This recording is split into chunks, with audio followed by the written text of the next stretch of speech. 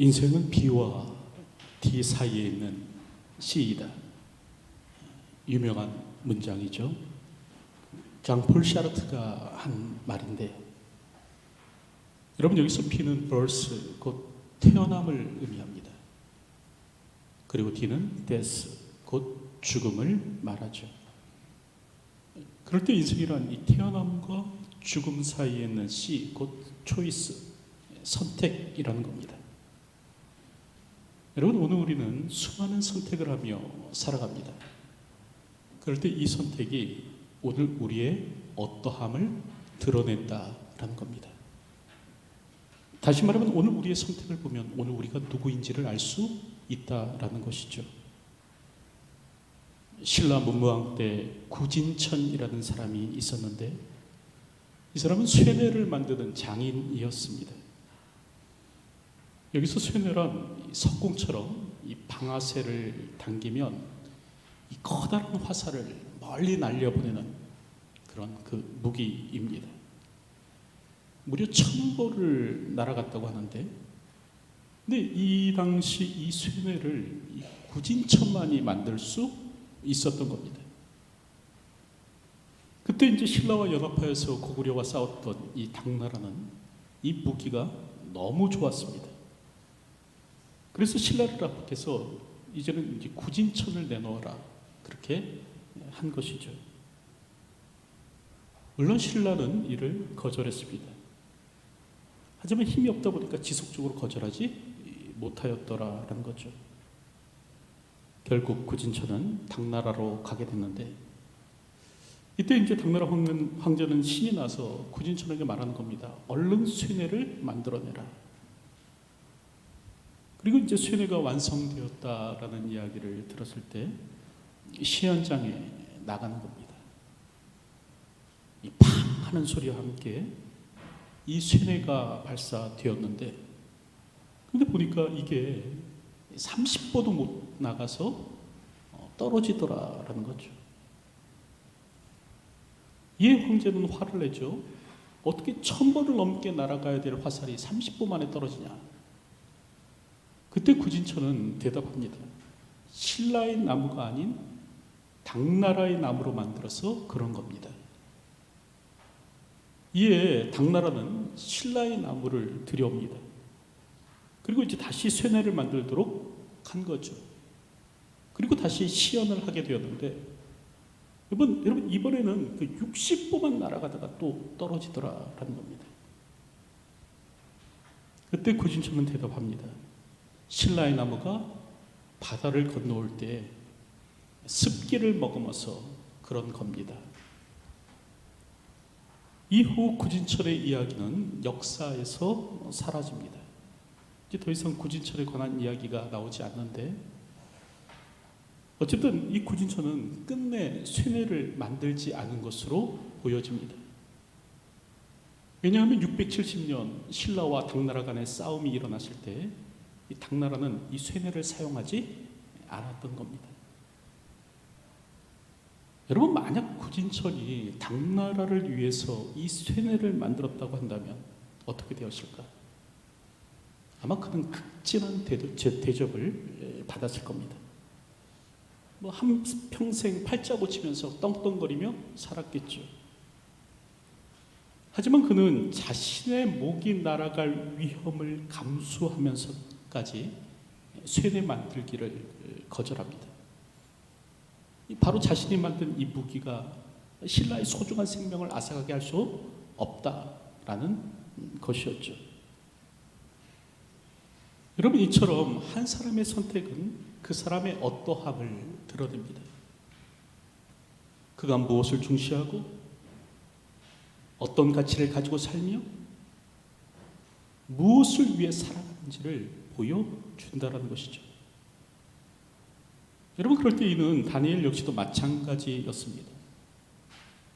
그 역시도 생명을 위협받는 순간 가운데 있었는데, 그럴 때 다니엘은 한 선택을 하게 되고, 바로 그의 선택은 다니엘이 어떤 사람이었는가를 오늘 우리에게 말해주고 있더라라는 것이죠. 지난주에 우리가 살펴본 바와 같이 다니엘은 페르시아의 총리가 됩니다. 그랬더니 시기하는 무리들이 나타났다라는 것이죠. 그가 총리가 된 것에 대해서 이제 도끼눈을 뜨고 바라보는 사람들이 있었다는 겁니다. 그럴 때 이들은 다니엘을 제거하려고 합니다. 그래서 페르시아 왕에게 나아가죠. 그리고 말하기를 나라의 모든 총리와 지사와 총독과 법관과 관원이 의논하고 왕에게 한 법률을 세우며 금령을 정하실 것을 구하나이다. 이런 얘기를 하는 거예요. 그런데 이 말은 사실과 다른 말이었습니다. 저들은 말할 때 나라의 모든 총리와 의논하고 라고 얘기하죠. 하지만 거짓말이었습니다. 왜냐하면 다니엘과는 의논하지 않았던 것이죠. 그러면서 저들은 말하기를 이 페르시아의 욕망을 부추기는 말을 합니다. 누구든지 30일 동안에 왕 이외에 어떤 신에게나 사람에게 무엇을 구하면 그 사람을 사자굴에 던져놓는 그런 법령을 만듭시다. 그런 얘기를 하는 겁니다. 다시 말하면 더 높아지고자 하는 왕의 마음, 신과 같이 되고자 하는 그 왕의 욕심, 그걸 갖다가 부추기는 것이죠. 여러분, 사람만이 아니죠. 이 30일 동안은 그 어떤 신에게도 구해서는 안 되는 겁니다. 다시 말하면 신에게 구할 것이 있으면 왕에게 구하라라는 거죠. 여러분, 이는 신과 왕을 동등한 것으로 여기는 겁니다. 그 왕을 신적 존재처럼 볼 수 있도록 만드는 것이죠. 국민들이 무엇인가를 구하려고 하면 이제는 신이 아니라 왕께 구해야 되는 겁니다. 그럴 때 페르시아 왕은 이 제안을 몹시 흥미있게 받아들이죠. 여러분, 이처럼 사람들이 오늘 우리를 속이려 할 때는 우리의 욕망을 자극합니다. 그리고 사람들은 결국 욕심 부리다가 사기꾼의 속임수에 넘어가더라라는 거죠. 여러분, 내가 주유소의 한 직원으로 일하고 있다고 한번 가정해 봅시다. 그때 한 손님이 다가오는 거예요. 그리고 화장실에서 반지를 주었다라고 말을 합니다. 이런 말을 나누고 있는데 그때 때마침 또 한 통의 전화가 오는 거예요. 나는 반지를 잃어버린 사람인데 혹시 그 반지를 준 사람이 있느냐? 마침 반지를 가져온 사람이 있다라고 대답하겠죠. 그때 반지 주인은 그 반지는 200만 원짜리인데 내가 그 반지 준 사람에게 꼭 답례를 하고 싶다. 감사의 표시를 하고 싶다. 그 반지의 20%, 그 반지 가격의 20%를 내가 꼭 주고 싶다라고 얘기합니다. 그러면서 내가 1시간 안에 도착하겠다는 거예요. 그럴 때 이 반지를 준 사람은 자신은 급한 일이 있어서 그 1시간 동안 그렇게 기다릴 수 없다는 겁니다. 그러면서 말하기를 나하고 사례비를 5대5로 나누자. 그런 말을 하는 거예요. 먼저 당신이 당신의 돈으로 나에게 20만 원을 주고 당신은 그 반지 주인에게서 40만 원을 받으라. 그런 제안을 하는 거죠. 여러분, 그런 제안을 여러분들에게 한다면 여러분들은 어떻게 하시겠습니까? 근데 문제는 내가 그 사람에게 이렇게 20만 원을 주어 보냈는데 1시간이 지나도 반지의 주인은 오지 않더라는 거예요. 알고 봤더니 이 반지는 가짜 반지였죠. 시중에서 10,000원짜리도 안 되는 것이었습니다. 결국 이 모든 것이 사기극이었더라라는 겁니다. 여러분, 이처럼 속임수는 우리의 욕망을 먹고 자라납니다. 이 공돈 20만 원에 대한 욕심 때문에 오늘 우리는 정말 처음 본 사람, 얼굴도 모르는 사람, 그날 만난 사람에게 내 돈 20만 원을 건네줄 수 있게 되는 것이죠. 비둘기는 자신의 눈앞에 먹이만을 본다고 합니다. 근데 오늘 우리가 이렇게 비둘기같이 되는 때가 있다라는 거예요. 언제? 욕심에 눈이 멀 때. 오늘 우리 욕망의 방아쇠가 당겨지면 여러분, 평소 아주 냉정하던 사람도 앞뒤 못 가리게 된다라는 것이죠. 오늘 우리는 어떤 제안을 받았을 때 그 상대방의 목적이 무엇인지 좀 생각해 볼 수 있어야 합니다. 이게 단순하게 그 눈앞에 보이는 그 이익에 막 흥분해서 그 이면에 있는 또 다른 목적을 못 보는 사람이 되어서는 안 되는 것이죠. 그 뒤에 있는 덫은 보지 못하고 그 눈앞에 막 거기에만 반응하다가 잡히게 되는 그 비둘기꼴이 되어서는 안 된다는 것입니다. 오늘도 나의 욕망에 주의하십시오. 눈앞의 욕심에 먼 사람, 눈먼 사람이 되어서는 안 되는 것입니다. 근데 오늘 본문을 보면 다리오가 바로 그와 같은 일을 하는 겁니다. 저들의 의도가 뭘까? 생각해보지 않고 그냥 법령에 도장을 찍는 겁니다. 심지어는 신과 같이 된 이 자신조차도 바꾸지 못하는 그런 법령을 만들게 되는 것이죠. 그래서 누구든지 30일 동안 왕 이외에 어떤 사람에게나 어떤 신에게 무엇을 구하면 사자굴에 던져지게 되는 이 법령이 시행되게 되는데, 여러분 그랬을 때 다니엘은 어떤 선택을 하는가? 오늘 보면 10절 말씀을 보면 다음과 같이 기록합니다.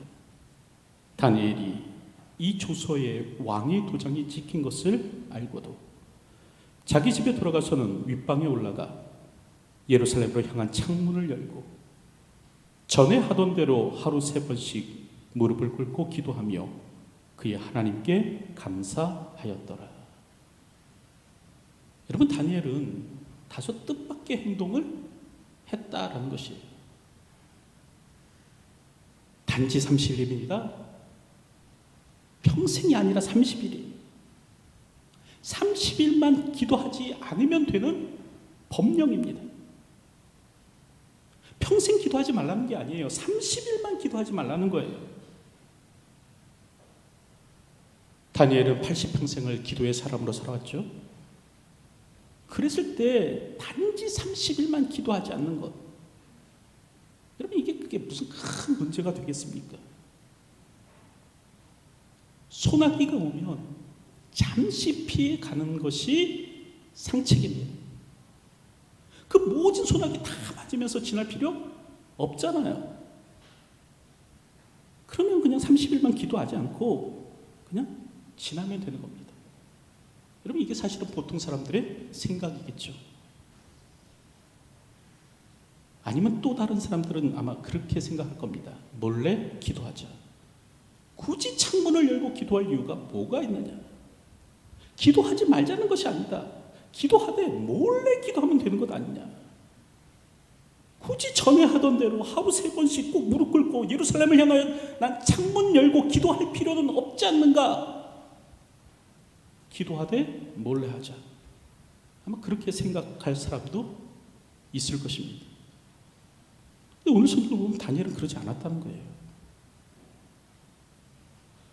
오히려 조서의 왕의 도장이 찍혔음을 알고도 윗방으로 올라가 예루살렘을 향하여 난 창문을 열고 전에 하던 대로 평소에 하는 것과 똑같이 하루에 3번씩 기도했다는 거죠.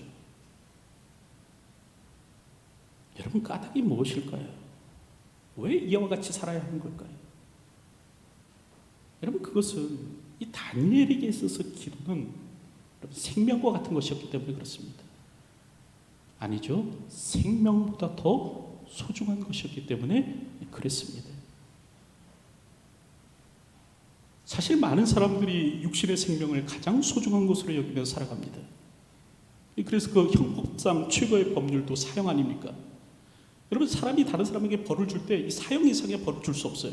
왜냐하면 죽음을 가장 무서워하는 것이 사람이더라라는 거죠. 그런데 이 사람의 생명보다도 다른 것을 더 소중한 것으로 여기며 살아가는 사람들이 간혹 있습니다. 자신의 생명이 귀한 것임을 알지만은 그러나 이 나의 생명보다도 더 귀중한 것이 있음을 고백하면서 살아가는 사람들이 간혹 있는 거예요. 그럴 때 그 가운데 한 사람이 누구인가? 바로 다니엘입니다. 그렇다고 한다면 다니엘은 그의 생명보다도 더 귀중한 것을 무엇으로 여기며 살아가는가? 오늘 성경을 보니까 바로 기도, 곧 하나님과의 관계였다라는 것이죠. 여러분, 기도를 통하여 하나님과 관계를 맺으며 살아가는 것, 이것을 다니엘은 자신의 생명보다 더 귀한 것으로 여긴 것이에요. 자신의 지위, 자신의 재산, 자신의 생명은 포기할 수 있지만 하나님과의 관계는 내가 결코 포기할 수 없다라는 것이 바로 다니엘의 마음이었죠. 여러분, 하나님의 사람에게 있어서 기도는 가장 귀한 것입니다. 하나님의 사람에게 있어서 기도는 그 육신의 생명보다도 더 소중한 것이죠. 여러분, 그럴 때 다니엘에게 있어서 육신의 생명은 하나님과의 관계를 끊어버리면서까지 지켜야 하는 그 무엇은 아니었습니다. 다니엘에게 있어서 생명은 정말 소중한 것이지만, 그러나 그럼에도 불구하고 자신의 생명은 하나님과의 관계를 포기하면서까지 지켜가야 할 그 무엇이 아니었다라는 거죠. 여러분, 길어야 70년이고 강건하면 80년입니다. 7, 80밖에 못 사는 것이 모두 우리 인생이죠. 짧은 생이죠. 어떻게 보면 덧없는 생인데, 여러분, 그럴 때 다니엘에게 있어서 이 자신의 육신의 생명은 하나님을 버리면서까지, 하나님을 모른다 하면서까지 지켜가야 할 그 어떤 것이 아니었다는 거예요. 그랬을 때 다니엘은 남보라는 듯이 윗방으로 올라간 겁니다. 그리고 예루살렘을 향하여 난 창문을 열고 전에 하던 대로, 평소 하던 대로 똑같이 하나님 앞에 기도하는 삶을 살아간 것이죠. 여러분, 우리의 육체의 생명은 소중합니다. 그러나 성경은 우리의 생명보다 더 소중한 것이 있음을 우리에게 말씀하여 주는데, 여러분, 그럴 때 우리의 생명보다 더 소중한 것이 무엇인가? 바로 하나님과의 관계라는 거예요. 하나님과의 관계는 이 땅에서의 우리의 생명보다도 더 소중한 것임을 오늘 다니엘은 그의 삶을 통해서 우리에게 말해주고 있는 것이죠. 특별히 낯선 땅, 세상의 항복판을 오늘 우리가 살아간다고 할지라도, 이 적대적인 세상을 오늘 우리가 살아간다고 할지라도, 오늘 우리가 결코 놓아서는 안 되는 것이 무엇인가? 하나님과의 관계라는 겁니다. 하나님과의 관계는 우리 편의대로 해도 좋은 것이 아닙니다. 상황이 좋으면 붙들고, 상황이 나쁘면 내려놓고, 형편이 좋으면 붙들고, 형편이 어려우면 내려놓고 하는 것이 아니라는 거예요. 여러분, 그러기에 다니엘의 세 친구는 무엇을 합니까? 이 풀복불 속에 던져질 것임을 알면서도 하나님과의 관계를 지켜내기 위해서 신상 앞에 절하기를 거절하는 거예요. 그리고 오늘 본문을 보면 다니엘은 무엇을 합니까? 사자굴에 던져질 것을 알면서도 하나님과의 관계가 너무나 중요하기 때문에 이 관계를 지키기 위해서 예루살렘을 향하여 난 창문을 열고 기도하는 것이죠. 오늘도 하나님과의 관계에 최선을 다하는 저희가 되었으면 합니다. 하나님과의 관계에 생명을 걸 줄 아는 믿음의 사람들이 되시기 바랍니다. 여러분, 그럴 때 기도는 하나님과의 관계를 이어주는 끈입니다. 나와 하나님과의 관계를 이어주는 줄이죠. 특별히 낯선 땅을 살아가는 사람들에게 있어서 가장 필요한 무기가 무엇인가? 바로 기도입니다. 이 세상의 한복판을 살아가는 사람들에게 있어서 꼭 있어야 될 것이 무엇인가? 바로 기도라는 것이죠. 여러분, 그래서 디모데전서 2장을 보면 바울이 그 자신의 믿음의 아들 디모데에게 다음과 같이 편지를 합니다. 그러므로 내가 첫째로 권하노니 모든 사람을 위하여 간구와 기도와 도고와 감사를 하되. 여러분, 이제 지금 바울은 살아갈 날이 얼마 남지 않은 겁니다. 이제 살아갈 날이 별로 남지 않았을 때 자신의 믿음의 아들인 이 에베소에 감독된 이 디모데에게 이 편지를 쓰는데, 이 젊은 목회자인 이 디모데가 어떻게 목회를 해야 되는가? 이것에 관해서 이제 유언적 메시지를 남기는 거예요. 그때 바울은 무엇을 첫째로 권면하는가? 자신의 믿음의 아들인 이 디모데에게 무엇이 가장 중요함을 이야기하는가? 오늘 성경을 보면 디모데전서 2장 1절을 보면 바울은 얘기하기를 그러므로 내가 첫째로 권하노니 모든 사람을 위하여 간구와 기도와 도고와 감사를 하되 라고 말을 합니다. 여러분, 여기서 간구는 그 긴박한 상황에 놓인 사람이 하나님께 호소하는 거죠. 기도는 우리가 흔히 잘 아는 그 하나님을 향한 간청입니다. 그리고 도고는 다른 사람을 위해서 기도하는 것이죠. 그리고 감사는 하나님께서 베푸신 은혜에 대한 감사의 기도를 뜻합니다. 그럼 이처럼 바울은 지금 교회의 지도자 된 이 믿음의 아들 이 젊은 디모데에게 무엇을 첫째로 권면하는가? 바로 기도를 권면하고 있더라라는 겁니다. 여러분, 어떤 이는 목회는 관계다라 그러죠. 그래서 사람들과의 관계를 잘 맺어야 된다, 그런 말을 합니다. 또 어떤 분은 목회는 설교다라고 얘기합니다. 그래서 설교 잘해라, 설교 준비 열심히 해라, 그런 말을 하고요. 또 어떤 분은 목회는 인격이다, 그런 말을 합니다. 여러분, 그럴 때 오늘 본문을 보면, 오늘 성경을 보면 바울은 이 목회에 관해 무엇이라고 얘기하는가? 가장 첫째로 중요시 생각해야 될 것이 무엇이라고 얘기하는가? 바로 기도다. 바울은 기도다, 그렇게 말을 하고 있는 것입니다. 적대적인 환경, 적대적인 세상을 우리가 살아갈 때 우리에게 꼭 있어야 될 것이 무엇인가? 바로 기도입니다. 에베소와 같은 험난한 세상, 시기와 모함이 가득한 세상을 우리에게 살아갈 때 우리에게 있어서 정말 있어야 될 것이 무엇인가? 바로 기도라는 거예요. 거짓으로 가득한 세상, 수단과 방법을 가리지 않는 사람들과 맞서 싸워 살아가야 할 때 오늘 우리가 있어서 정말로 있어야 될 것이 무엇인가? 기도라는 거예요. 여러분, 기도는 하나님의 통치를 믿는 사람들의 강력한 무기입니다. 그리고 성도가 세상을 정복할 수 있는 힘이죠. 하나님의 통치를 이 세상으로 끌어들일 수 있는 방법입니다.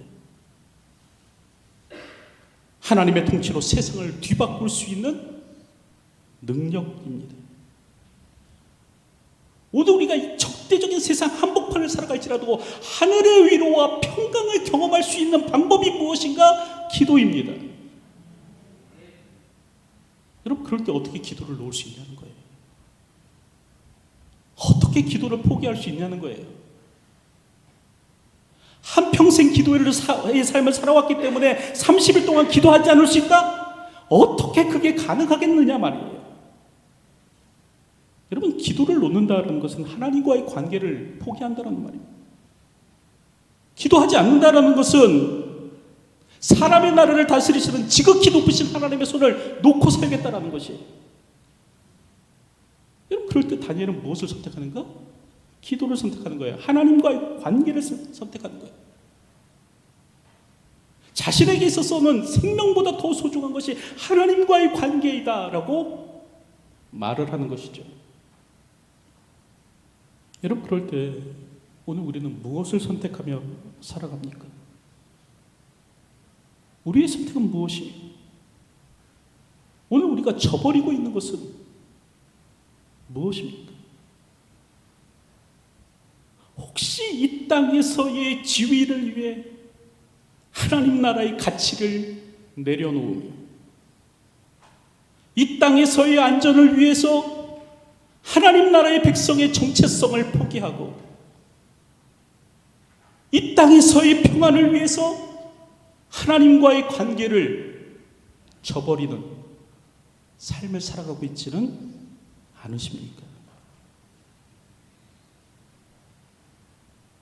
눈에 보이는 현실만을 보는 자가 되어서는 안 됩니다. 오늘 우리는 이 현실 배후 가운데서 역사하시며 당신의 백성을 위해서 일하시며 여전히 당신의 백성 가운데 활동하고 계시는 그 하나님을 볼 수 있는 눈이 있어야 되는 것이죠. 그래야 여러분 믿음의 선택을 하며 살아갈 수 있습니다.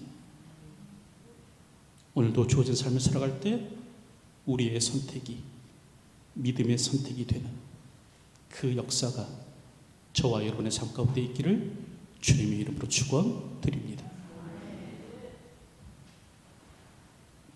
이제 말씀을 맺으려고 하는데요. 여러분, 나의 선택은 사실 나입니다. 내가 누구이고 내가 어떠한 사람인지를 보여주는 통로이죠. 무엇이 나에게 최고의 가치고 내가 무엇을 가장 소중하게 여기며 살아가고 내가 무엇을 위해 살아가고 있는지를 알려면 나의 선택을 보면 아는 겁니다. 여러분, 그럴 때 나는 무엇을 선택하고 있습니까? 눈에 보이는 현실입니까? 아니면 그 현실 너머에게는 있는 하나님 나라입니까? 오늘 나는 땅의 가치를 붙잡기 위해 살아갑니까? 아니면 믿음의 가치를 붙잡기 위해 살아갑니까? 내가 가장 귀하게 여기는 것은 육신의 생명입니까? 아니면 하나님과의 관계입니까? 오늘도 바른 선택을 하며 살아갈 수 있는 저와 여러분들이 되었으면 합니다.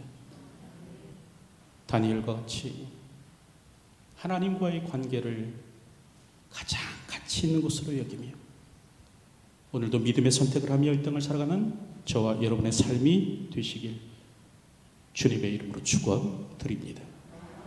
기도하겠습니다. 하나님, 오늘도 이 땅을 살아갈 때 수많은 선택이 우리 앞에 있고 그러한 선택을 할 때 오늘도 믿음의 선택을 하며 살아가는 저희들이 되게 하여 주시기를 소원합니다. 땅의 가치를 붙잡는 자가 아니라 하나님 나라의 가치를 붙들 수 있도록 도와주시고 육신의 생명을 추구하는 자가 아니라 하나님과의 관계를 그 무엇보다 귀한 것으로 여기며 살아갈 수 있는 저희가 되게 하여 주시옵소서. 예수님의 이름으로 기도하옵나이다. 아멘.